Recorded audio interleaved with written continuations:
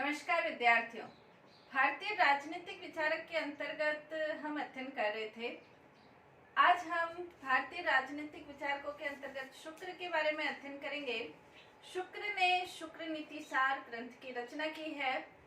शुक्र नीति सार ग्रंथ कब लिखा गया, किसने लिखा, इसके बारे में हालांकि विद्वान एक मत नहीं है, लेकिन फिर भी शुक्र नीति में जो शासन से संबंधित जो वर्णन मिलता है वो महत्वपूर्ण है। शुक्र नीति सार जो वर्तमान समय हमारे समक्ष है, उसके जो रचयिता माने जाते हैं वो शुक्र माने जाते हैं। और शुक्र नीति सार के अंतर्गत 4 अध्याय है और 2200 श्लोक वर्तमान समय है। चारों अध्यायों के अंतर्गत राजा, मंत्री, युवराज और सामाजिक व्यवस्था, आर्थिक व्यवस्था, न्याय, दंड व्यवस्था, इन सब के बारे में उल्लेख मिलता है। राजनीतिक रूप से उल्लेख मिलता है और राजा को, मंत्रियों को, युवराज को, अन्य को किस प्रकार से अपना आचरण सदाचार पूर्वक रखना चाहिए, नैतिक रखना चाहिए, उससे संबंधित उल्लेख भी देखने को मिलता है। और इसी के कारण जो बेली प्रसाद है वो ये कहते हैं कि सोमदेव सूरी के पास शासन पर लिखे गए हिंदू ग्रंथों में ये यानी कि शुक्र नीति सार सबसे अधिक उल्लेखनीय ग्रंथ माना जाता है। शुक्र नीति सार के अंतर्गत कौन कौन से राजनीतिक विचार है, तो सबसे पहले शुक्र नीति सार के अंतर्गत राज्य का जो सप्तांग सिद्धांत है उसके बारे में वर्णन किया गया है। राज्य के सप्तांग सिद्धांत के बारे में मनु ने भी उल्लेख किया है, कौटिल्य ने भी उल्लेख किया है, शुक्र ने भी अपनी शुक्र नीति सार में राज्य का सप्तांग सिद्धांत का उल्लेख किया है। सप्तांग सिद्धांत का तात्पर्य ये है कि राज्य के जो 7 अंग है उसे सप्तांग सिद्धांत कहा है।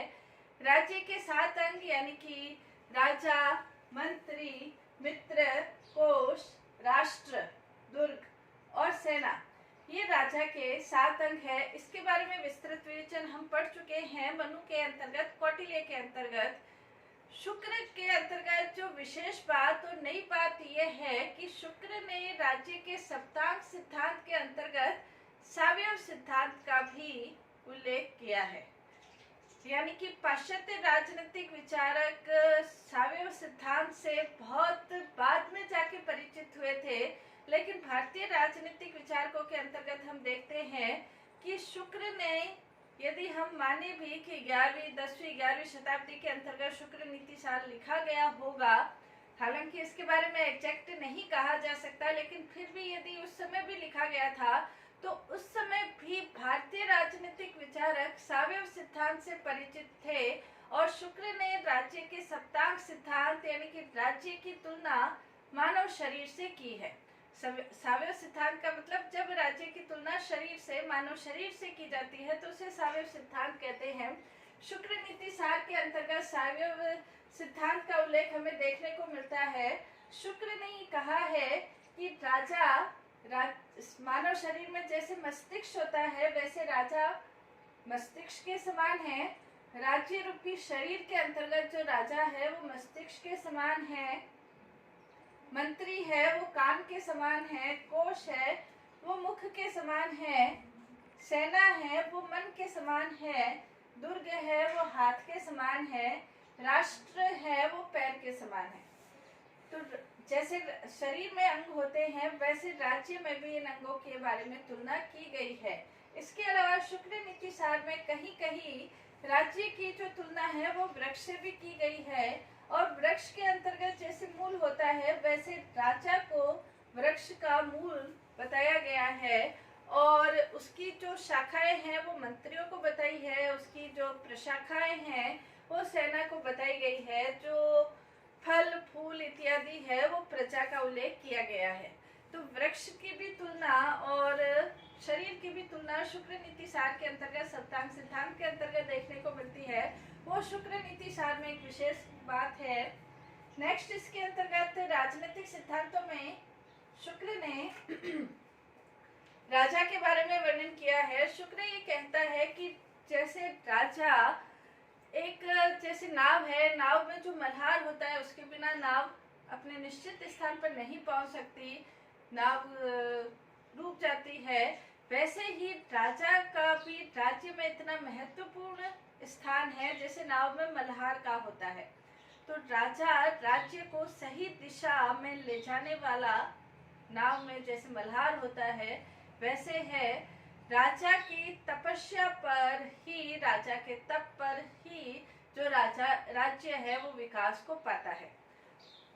शुक्र ने 7-8 देवताओं के अंशों से मिलकर राजा की उत्पत्ति हुई है। जैसे मनु ने बताया है वैसे शुक्र ने भी बताया है कि सूर्य, चंद्र, पवन, यम, कुबेर, अग्नि, वरुण और इंद्र, इन 8 देवताओं के अंशों से मिलकर राजा की उत्पत्ति हुई है।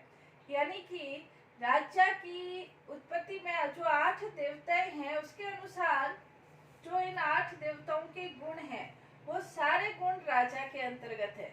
और उन 8 देवताओं के अंशों से मिलकर जब राजा की उत्पत्ति हुई है तो राजा में इन 8 देवताओं के गुण समाहित है। और इन 8 देवताओं के गुण समाहित होने के कारण राजा ऐसा है कि वो प्रजा वत्सल या प्रजा पालन करने वाला, प्रजा के दुख में दुखी होने वाला, प्रजा को सुख प्रदान करना, आनंद देने वाला, प्रकाश देने वाला राजा होता है। तो इन 8 देवताओं के अंशों से मिलकर राजा की उत्पत्ति है।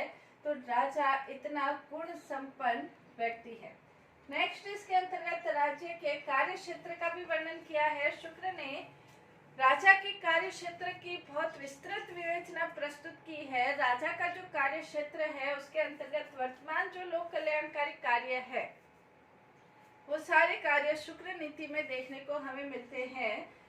राजा का महत्वपूर्ण जैसे कार्य हम कह सकते हैं, अनेक महत्वपूर्ण कार्य है जिसके अंतर्गत प्रजा का नैतिक, भौतिक, आध्यात्मिक, धार्मिक कल्याण करना राजा का महत्वपूर्ण कार्य है। और उसके अंतर्गत शुक्र ये कहता है कि राजा का सबसे महत्वपूर्ण कार्य प्रजा की रक्षा करना।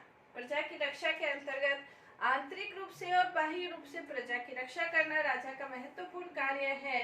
जहाँ आंतरिक रूप से जो आंतरिक अपराधी है, चोर है, डाकू है, लुटेरे हैं, अपराधियों से रक्षा करना प्रजा की राजा का कर्तव्य है। दूसरा, बाह्य जो आक्रमण है, युद्ध है, इनसे प्रजा की रक्षा करना राजा का कार्य है। नेक्स्ट इसके अंतर्गत लोक कल्याणकारी कार्य। लोक कल्याणकारी कार्य के अंतर्गत प्रजा में जो दीन है, दुखी है, असहाय है, विकलांग है, अनाथ है, इन सब की रक्षा करना राजा का कार्य है। इसके अलावा प्रजा की भौतिक उन्नति, आर्थिक उन्नति, नैतिक उन्नति, आध्यात्मिक उन्नति के लिए भी कार्य करना राजा का कार्य है। इसके अलावा प्रजा का कल्याण से संबंधित योजनाएं बनाना इसका भी राजा का कार्य है। और इसके अंतर्गत शुक्र ने ये कहता है कि राजा को अपनी आय का, यानी कि राज्य की आय का करीब 25% दान कर देना चाहिए।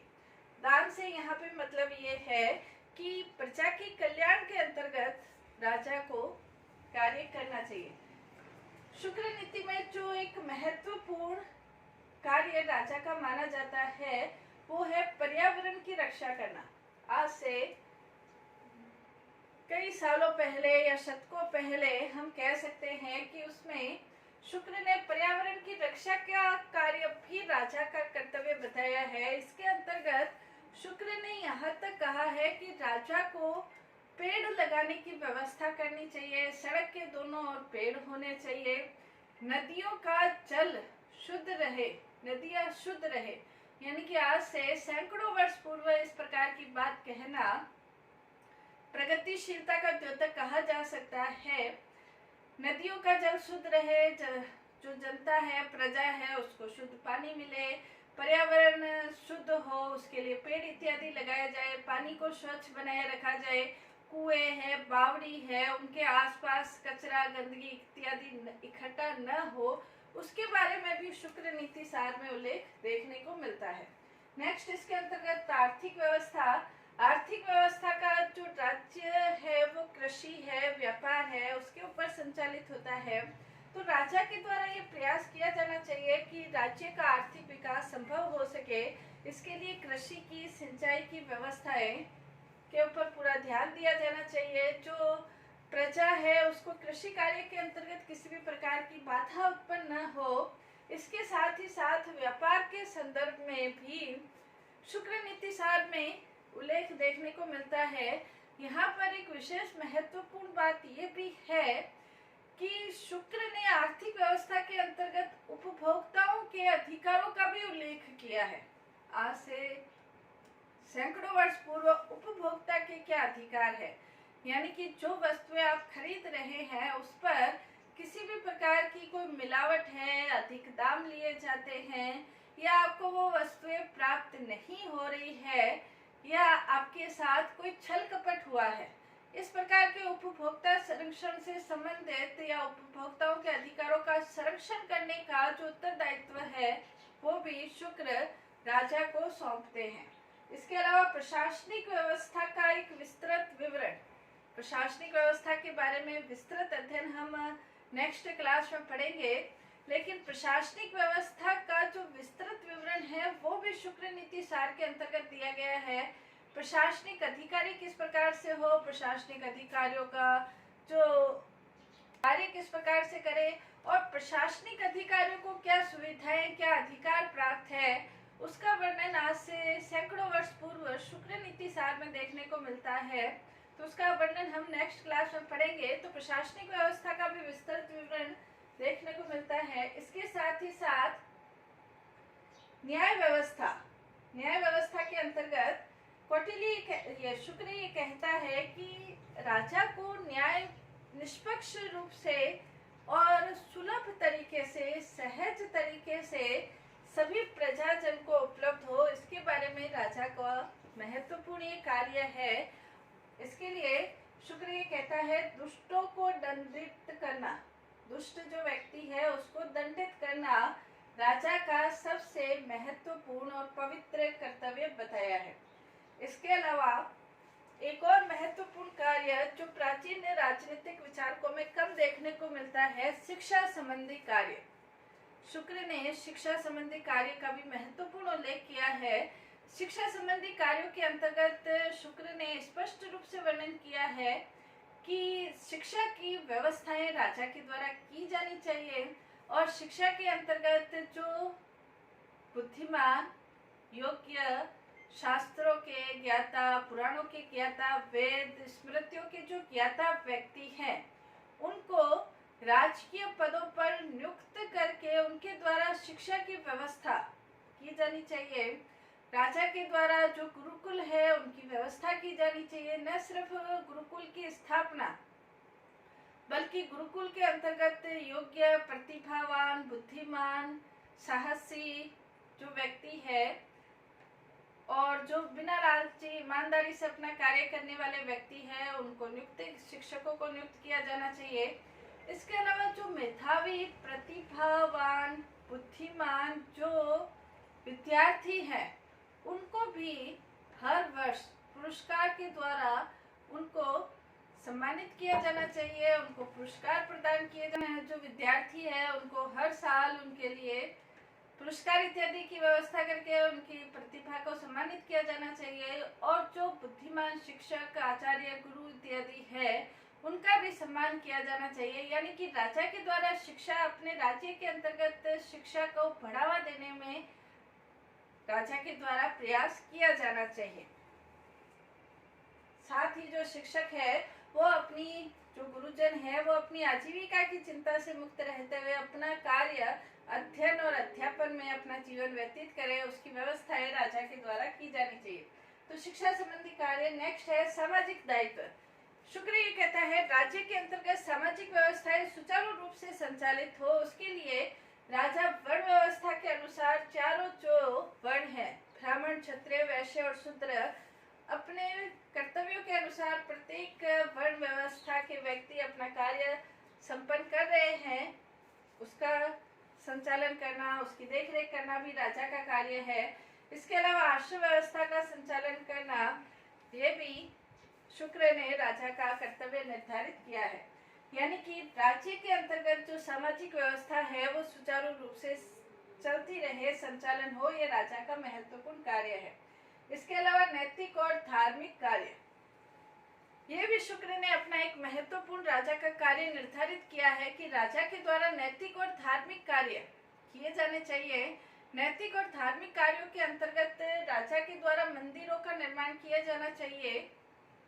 न सिर्फ मंदिरों का निर्माण किया जाना चाहिए बल्कि मंदिरों के निरंतर पूजा पाठ की व्यवस्थाएं, मंदिरों के रख रखाव की व्यवस्थाएं भी राजा के द्वारा की जानी चाहिए।